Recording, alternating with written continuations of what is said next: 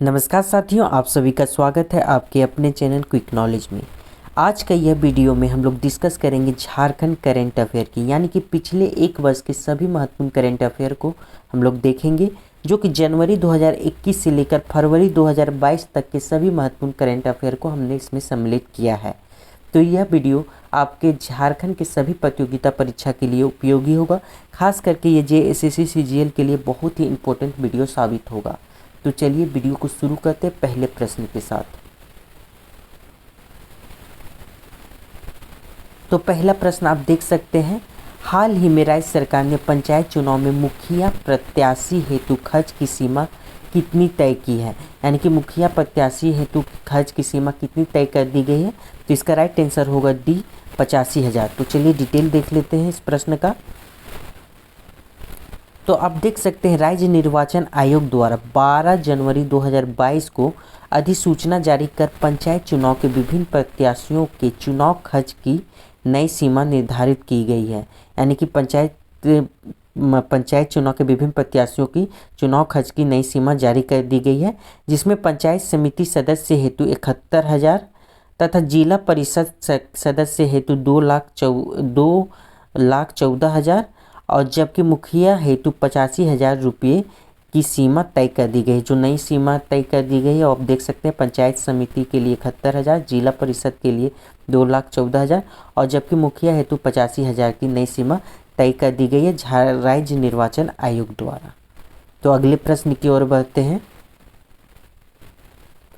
अगला प्रश्न आप देख सकते हैं, बहुत ही इंपॉर्टेंट है। ग्रामीण विकास मंत्रालय की ओर से जारी पंचायतों की रैंकिंग में झारखंड की किस पंचायत को तीसरा स्थान मिला है, यानी कि तीसरा स्थान किस पंचायत को मिला है ग्रामीण विकास मंत्रालय की ओर जारी पंचायतों की रैंकिंग में। तो इस प्रश्न का सही उत्तर हो जाएगा ए, जरबा पंचायत। तो चलिए डिटेल देख लेते हैं इस प्रश्न का।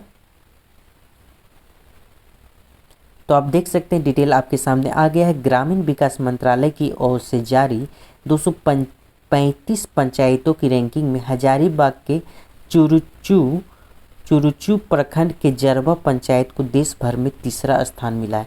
तो काफ़ी महत्वपूर्ण है, आपको कि ध्यान में रखना है कि जरबा पंचायत जो कि किस जिले के अंतर्गत आता है, हजारीबाग जिले के अंतर्गत आता है। इसको ग्रामीण विकास मंत्रालय की ओर से जारी 235 पंचायतों की रैंकिंग में कितना स्थान मिला है, तो थर्ड स्थान मिला है। तो चलिए आगे बढ़ते हैं अगले प्रश्न की ओर। तो अगला प्रश्न आपके सामने आ गया है, मुख्यमंत्री ने निम्न में से किसकी खेती को कृषि का दर्जा देने की घोषणा की है, यानी कि निम्न में से किस खेती को कृषि का दर्जा देने की घोषणा की है।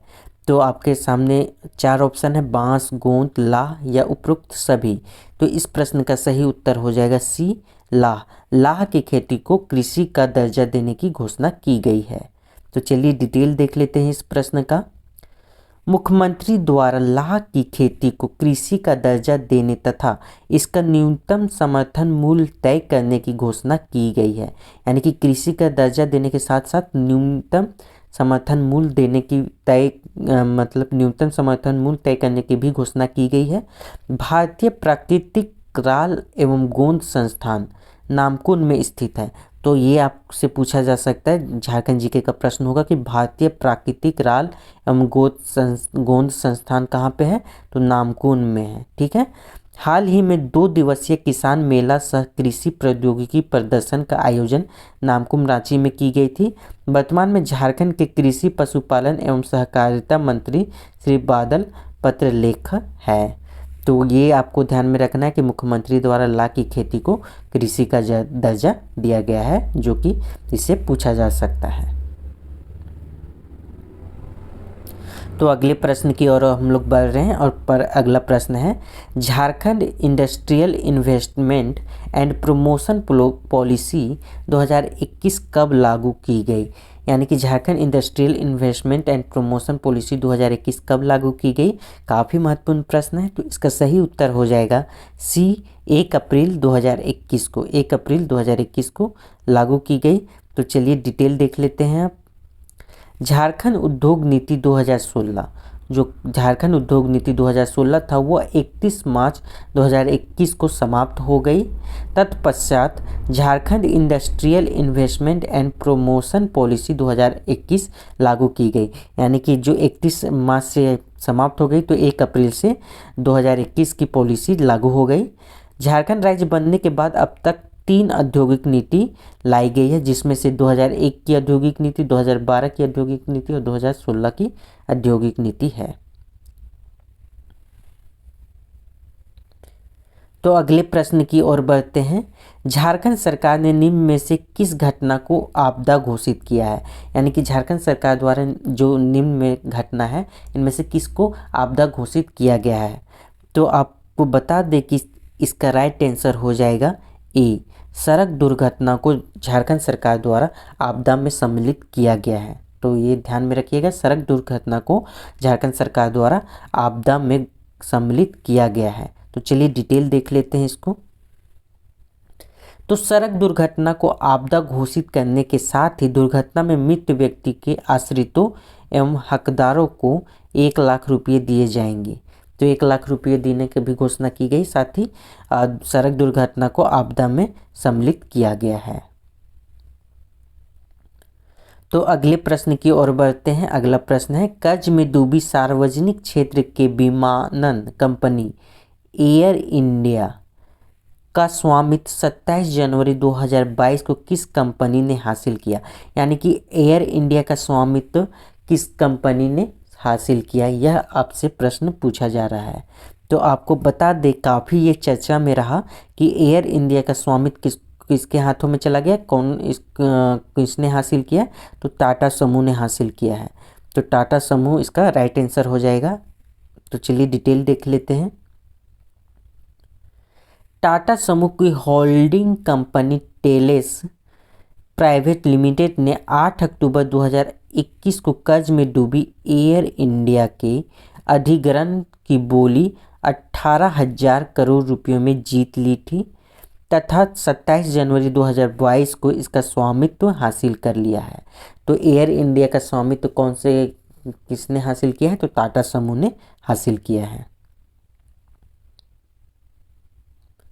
अगला प्रश्न है, झारखंड में राज्य सरकार द्वारा पहले जनजातीय विश्वविद्यालय की स्थापना को मंजूरी दी गई है, तो जिसका मुख्यालय कहाँ होगा।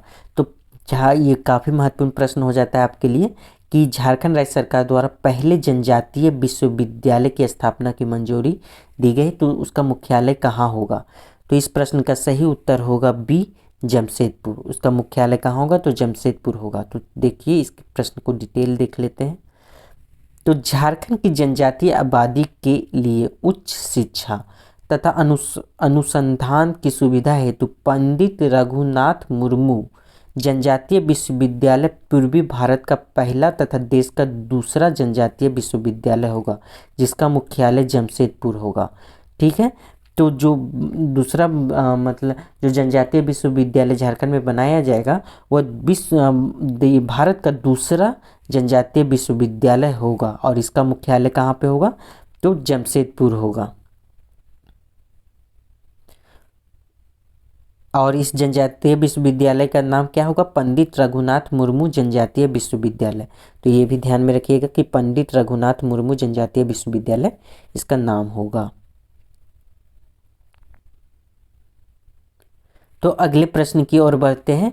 हाल ही में झारखंड के किस खिलाड़ी ने तीरंदाजी अंडर 21 विश्व चैंपियनशिप का खिताब जीता। तीरंदाजी अंडर 21 विश्व चैंपियनशिप का खिताब किसने जीता है, तो इसका राइट आंसर हो जाएगा ए, कोमोलिका बारी ने। तो इसका राइट आंसर क्या हो जाएगा, ए, कोमोलिका बारी ने। तो डिटेल देख लेते हैं इस प्रश्न का। झारखंड की तीरंदाज कोमोलिका बारी ने पोलैंड में संपन्न अंडर 21 आयु वर्ग की तीरंदाजी युवा विश्व चैंपियनशिप का खिताब जीतकर दीपिका कुमारी के बाद यह उपलब्धि हासिल करने वाली दूसरी भारतीय बन गई है। तो कोमोलिका बारी अब याद रखिएगा जो कि झारखंड की खिलाड़ी है, जो कि अंडर 17 आयु वर्ग की तीरंदाजी युवा विश्व चैंपियनशिप का खिताब जीतकर दीपिका कुमारी ये भी झारखंड की खिलाड़ी है के बाद यह उपलब्धि हासिल करने वाली दूसरी भारतीय बन गई है। विदित हो कि 19 वर्षीय कोमोलिका बारी मौजूदा अंडर 18 विश्व चैंपियनशिप भी है, यानी कि जो अंडर 18 विश्व चैंपियनशिप था उसकी भी चैंपियन है, और ये अंडर 21 अंडर 21 तीरंदाज युवा विश्व चैंपियनशिप का भी खिताब जीती है। तो अगले प्रश्न की ओर बढ़ते हैं। अगला प्रश्न है आपके सामने, आशा का पूर्ण रूप क्या है, यानी कि इसका फुल फॉर्म क्या है, ये बताना है आपको। 4 ऑप्शन है आपके सामने, तो आपको बताना है कि आशा का फुल फॉर्म क्या है। तो इसका राइट आंसर हो जाएगा ए, आजीविका संवर्धन हुनर अभियान। आजीविका संवर्धन हुनर अभियान इसका राइट आंसर हो जाएगा। तो देख लीजिए इस प्रश्न की डिटेल को। हाल ही में झारखंड सरकार द्वारा महिला सशक्तिकरण को बढ़ावा देने हेतु 2 प्रमुख योजनाओं की शुरुआत की गई, यानी कि महिला सशक्तिकरण को, यानी कि महिलाओं के सशक्तिकरण के लिए 2 योजनाओं की शुरुआत की गई है। पहला योजना है आजीविका संवर्धन हुनर अभियान, जिसका फुल फॉर्म अभी पूछा गया था, आशा जिसका फुल फॉर्म था ये, तथा फूलो झानो आशीर्वाद अभियान। ये 2 अभियान महिला सशक्तिकरण के लिए, वुमेन एम्पावरमेंट के लिए ये स्टार्ट किया गया। इसके अलावा महिला सशक्तिकरण एवं ग्रामीण विकास हेतु प्लास ब्रांड की शुरुआत भी की गई है। प्लास ब्रांड की भी शुरुआत की गई है, इसको भी ध्यान में रखिएगा। तो अगला प्रश्न देख सकते हैं, बिरसा हरित ग्राम योजना के तहत कितने लाख पौधे लगाए जाने की योजना थी। तो बिरसा हरित ग्राम योजना के तहत कितने लाख पौधे लगाए जाने की योजना है। तो इस प्रश्न का सही उत्तर हो जाएगा डी, 28 लाख। तो 28 लाख पौधे लगाए जाने की योजना है। तो इस प्रश्न के डिटेल को देख सकते हैं कि बिरसा हरित ग्राम योजना के तहत इस वर्ष कुल 28 लाख पौधे लगाए जाने की योजना थी। इस योजना के तहत इस वर्ष 26 लाख पौधे लगाए जा चुके हैं।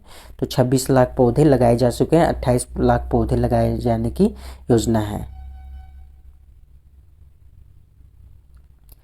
तो दोस्तों आज हमने कुछ महत्वपूर्ण प्रश्नों को देखा।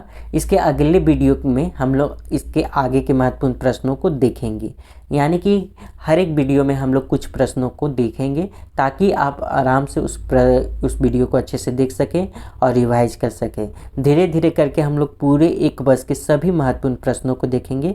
तो इस वीडियो को रखते हैं यहीं तक। PDF संबंधित सभी सामग्री को डाउनलोड करने के लिए आप हमारे टेलीग्राम चैनल से जुड़ सकते हैं। टेलीग्राम चैनल का लिंक इस वीडियो के डिस्क्रिप्शन बॉक्स में प्रोवाइड कर दिया गया है। साथ ही टेलीग्राम चैनल में आपको जो परीक्षा संबंधित जितने भी नोटिफिकेशन होते हैं उसको भी बताया जाता है। साथ ही उसके संबंधित भी वीडियो हमारे चैनल में अपलोड किए जाते हैं। तो झारखंड संबंधी परीक्षा की तैयारी कर रहे हैं तो हमारे चैनल को जरूर सब्सक्राइब कर लें और बेल आइकन को प्रेस कर लें। साथ ही अगर यह वीडियो आपको पसंद आए हो तो अपने दोस्तों के साथ शेयर करें। तो इस वीडियो को यहीं तक रखते हैं। अगले वीडियो में इसके आगे प्रश्नों को हम लोग डिस्कस करेंगे। तो इस वीडियो को यहीं तक। वीडियो देखने के लिए आप सभी का बहुत बहुत धन्यवाद।